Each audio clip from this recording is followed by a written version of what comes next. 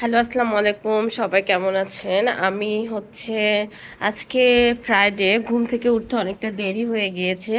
তো আমার সকাল সকাল কাজ আমার সকালে উঠে আমার গাছগুলোকে দেখা, এগুলোকে ঠিকঠাক মতো পানি আছে কিনা, এগুলো আমার দেখতে খুব ভালো লাগে। দেখেন, আমার পেয়ারা গাছে কিন্তু অনেক পেয়ারা ধরেছে মাশাল্লাহ। আর আমি প্রতি বছরই এটাতে অনেক পেয়ারা ধরে, গাছটা অনেক ছোট থেকে অনেক পেয়ারা ধরে মাশাল্লাহ। আমার লাউয়ের গাছটা কিন্তু অনেক বড় হয়ে গেছে।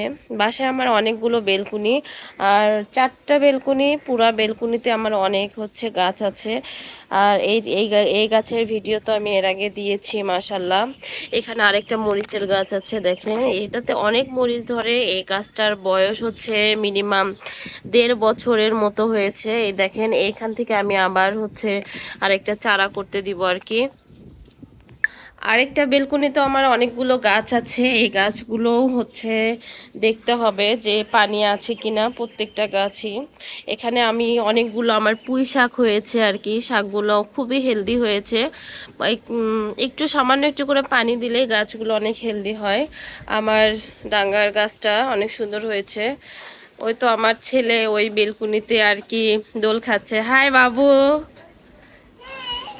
কি করছো?